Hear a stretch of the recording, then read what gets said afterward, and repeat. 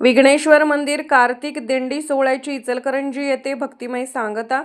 विघ्नेश्वर मंदिर कार्तिक दिंडी सोहळा समितीच्या वतीने कार्तिक वारीनिमित्त पंढरपूर येथे आयोजित करण्यात आलेल्या दिंडी सोहळ्याची सांगता मंगळवारी इचलकरंजी येथील भोईनगर येथे भक्तिमय वातावरणात झाले। सांगता सोहळ्यावेळी श्री हबप नलवडे महाराज तामगाव यांचे कीर्तन झाले। त्यांच्या कीर्तनाने परिसरात भक्तीचा माहोल निर्माण झाला।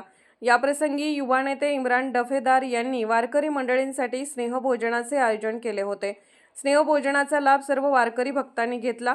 कार्यक्रमाला प्रमुख पाहुणे म्हणून सचिन हेरवाडे, पूनम जाधव, विनोद कोरणे आणि राजाराम बोगर्डे उपस्थित होते। दिंडीचे संचालन दिंडी चालक सोमनाथ महाराज यांनी केले।